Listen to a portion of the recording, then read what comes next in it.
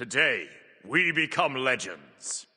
Hey, my name's Inter, welcome back to the channel. If you're new here, then be sure to subscribe because I'm going to be trying to make more individual god guides like this in the future, so if you're interested in that, then definitely subscribe to the channel. Today we're going to cover how to play and beat Agni. Agni is an all-in burst mage with extremely strong damage from a relatively safe range. Most of his damage is in large AoEs and can go over walls, which makes him incredibly powerful in jungle teamfights. Most of his damage is in large AoEs and can go over walls thanks to his meteor ultimates, of which he can store 3 charges at one time. That's right, Agni can use his ultimate 3 times before depleting it fully. This gives Agni extremely strong versatility, as he can use 1 charge of the ultimate for miscellaneous things like poke or wave clear and still have 2 ready for some burst in teamfights. He can also just fire all 3 one after the other for some incredible burst damage in a similar way to a lot of standard mage ultimates. So let's cover all of Agni's abilities in depth. So his passive is pretty simple. Every time he basic attacks successfully, he gains 1 stack, 2 stacks for hitting a god. At 4 stacks, his next flame wave or rainfire will ignite enemies hit, dealing additional damage over time. This damage is actually pretty high, but it is mostly in the late game. The base damage of this is very low, it's only like 30 or something like that, but as you scale into the late game, it has 60% magical power scaling, so with a full build, it's going to be hitting pretty hard by the late game, so you do want to be doing this. So basically, you just basic attack like this, 2 on a god, obviously, because you get 2 stacks per god, and then your next flame wave, or your next meteor, is going to ignite them. You see that tick damage on them there? 4. It's going to be more than that late game, like I said, but yeah, you're basically going to do additional tick damage after basic attacking 2 gods or 4 minions. Agni's first ability is Noxious Fumes. You summon this area of fumes here, it does tick damage in the AoE, but that's not really what this ability is for. The next use of any of your damaging abilities here will ignite the fumes. And you can see that Odin gets stunned there. This works on all of your abilities, so you can 2 into 1. You can even 1 into dash. Things like that. So yeah, you can ignite this from any of your damaging abilities. But let's cover those now before we get too in detail with Noxious Fumes. So Flame Wave is very simple. Just damages enemies in a path. Decent range, but not amazing range. Decent damage as well. A little bit of a cast time startup, like maybe half a second or so, maybe a little bit less than that. So you got to be aware of that. It's not instant. And obviously it's going to ignite the Noxious Fumes as well. You can do this, but I wouldn't recommend that. I'll talk more about this later, but really what you want to be doing with the Noxious Fumes is making sure people can't escape it. So you want to actually do 2 into 1. Because if you see if I use the 2 there, it leaves behind this little flaming area afterwards.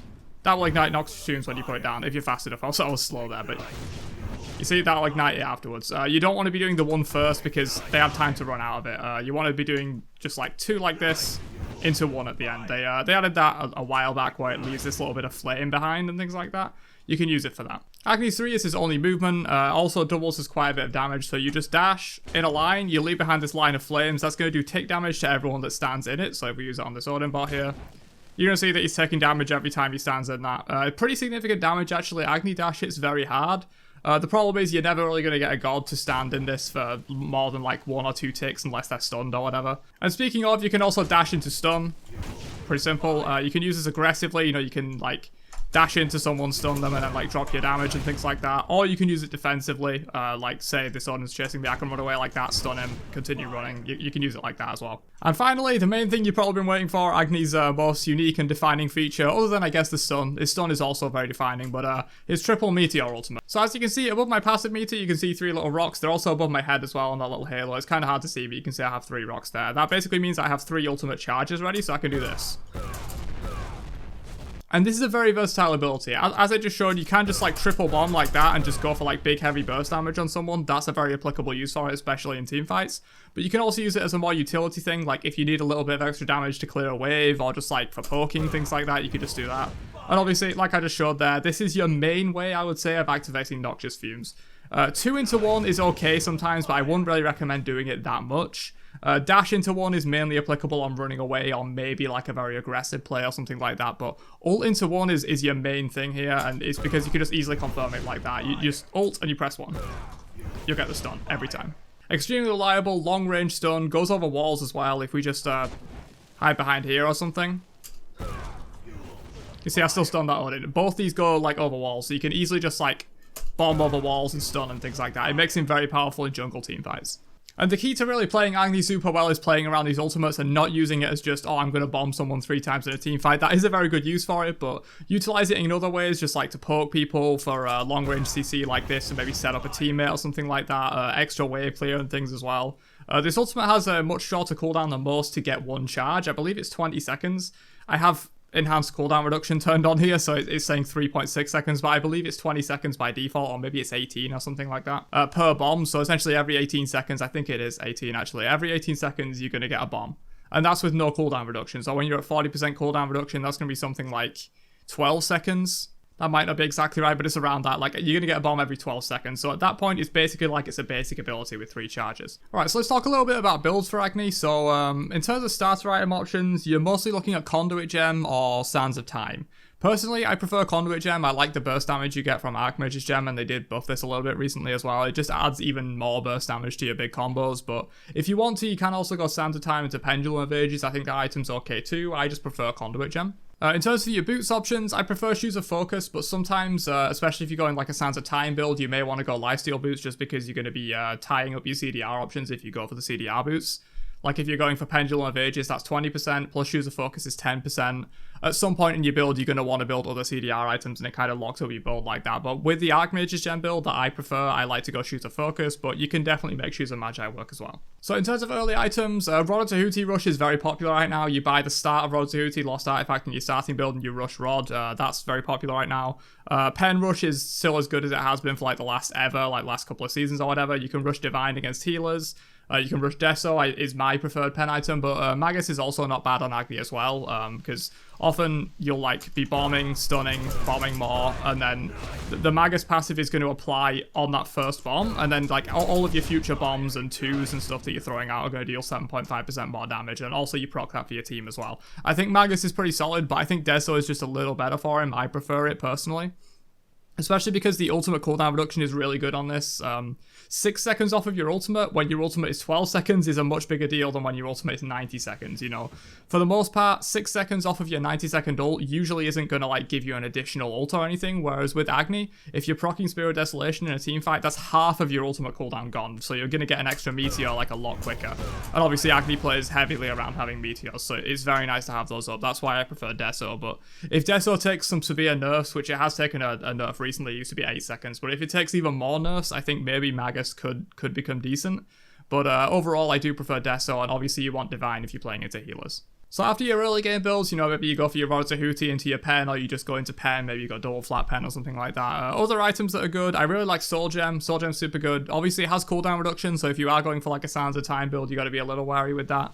If you're getting like Pendulum of Ages 20% cooldown into Soul Gem 10%, Desolation 10%, that's already all your cooldown that you can possibly get, so you would have to get like purple boots, not blue boots and things like that. You got to be a little careful with the CDR, but I think Soul Gem's very good. Agni can proc it super easily because yeah, he technically has like more abilities than most characters do. Obviously 4 stacks you need for Soul Gem to proc it. His ult is going to essentially stack Soul Gem 3 times, so it's particularly quite good on Agni. I do like this item a lot. On a similar note, Soul Reaver also really good. Agni has more abilities than typically. You're going to proc this 3 times when you triple bomb someone in a team fight, you know, 4 times if you triple bomb into 2. So you can rack up a lot of damage with Soul Reaver. I don't think Reaver is great on most mages, like most typical sort of 3 or 4 damaging abilities mages, but Agni effectively has like 6 damaging abilities. So you can proc Soul Reaver quite a lot in fights, and I think it's very good for that. I wouldn't really recommend like Bancroft's Talon, Typhon's style builds. I don't think Agni needs that really. If you want a little bit of sustain, Soul Gem is what I would go. I don't think you want Bancroft's Typhons really. Obviously you want your percent pen at some point. I prefer Obsidian Shard to Charon's Coin. Everyone that knows me knows that I rip on Charon's Coin all the time. I think it's a pretty failed design in my opinion. I've discussed that at length before. I'm not going to go into it in this guide, but I prefer Obsidian Shard. You obviously need either one of these in your build at some point. You need percent pen. You're just going to need that by late game. Chronos Pendant can be good only in Conduit Gem builds, though. I think Chronos Pendant, you know, doesn't really work with if you're going Pendulum of Ages, because you're getting 20% from that and 20% from Pendant. That's already all your cooldown reduction. You can't go Deso, you can't go cooldown boots, you can't go Soul Gem, you can't go any of this stuff that gives you cooldown because you're wasting it. So I wouldn't really recommend Pendant in a Pendulum of Ages build. But if you're going for an Archmage's Gem, Conduit Gem style build, I think Chronos Pendant can work in that if you watch your CDR. And obviously, a similar case to Deso, the 1 second off of all your cooldowns with Chronos Pendant is a higher percentage of Agni's ult cooldown, so that's, once again, more useful for Agni. Doomorb is okay, but I think Doomorb, like a Doomorb Rush style build, serves a similar purpose to Rod to Hootie, but Rod just does it better, in my opinion. So I wouldn't really recommend going Doomorb. Just go Rod if you want like a big early game power spike item. And finally, where is it? Staff of Murden. I think Staff of Murden is actually uniquely quite good on Agni. I'm not a big fan of this item on most mages, but there is a few where I think it works really well. And I think it's very good on Agni for this reason, obviously. Let me go buy it. I'm not in the store. Yeah, for this reason. You can just like double bomb, double stun like that. So it gives you redundancy if you miss the first stun. You can like bomb and stun again. It also allows you to bomb and stun different targets. You can just bomb, stun, bomb. And basically they're not going to get out of that because they're stunned like continually. I think Staff of Burden is quite good. Also provides CDR, so once again, watch it. You probably don't want to build this like with a pendant because then you can't get a lot of other CDR options. But as long as you watch your CDR, I think this is very good. Obviously it comes with some percent pen as well, which is really nice. So in terms of some kind of full build example, I would start with Conduit Gem. I prefer Conduit. You can also go Santa Time here, that's totally fine. Into Starter to Hootie, so you go to tier 1, 3 health pots, 2 mana pots, that'll spend up your full starting gold. Then I would recommend going something like Cooldown Boots, into Rod Rush, into your Flat Pen. You obviously need Flat Pen either like second item or third item. You just need Flat Pen early game. I prefer Deso, but you know, Divine Ruin against healers is fine. Spear of the Magus is also fine, I think, if you prefer that. But I do think Deso is better than Spear of the Magus. I would typically go into something like Soul Gem here. Then we'll probably go into our percent pen after that. So a Shard. You obviously want Shard at some point, you know, as you're going into the late game. You need that percent pen. Around this time, you know, before or after Shard, depending on how the game's going, you'll upgrade to Archmage's Gem. And then in terms of selling boots, I would go for... Obviously, you get the Elixir Speed. I would go for... You could go for a Pendant here. You're wasting the Power Potion cooldown reduction. This provides 10%. So if you're buying that and you're buying Pendant, you have 40% cooldown. The effects have 50% cooldown, so it's not great. I'm not sure I'd really recommend Pendant now. I think Murden's probably a good pickup here. You know, that means you have 10, 10, 10. That's 30. Plus the 10% cooldown from your Power Potion here, that's 40% cooldown, you're capped out. So I think this is probably the typical style of build I would go. It has plenty of damage, it has Flat Pen, it has utility from Soul Gem, it has percent pen in Staff of Murden and Obsidian Shard. I think, yeah, Rod also gets percent pen now, right? Yeah, so you're capped out on your percent pen, you're capped out on your cooldown reduction, you have extra damage from Archmage's Gem, you have Soul Gem utility.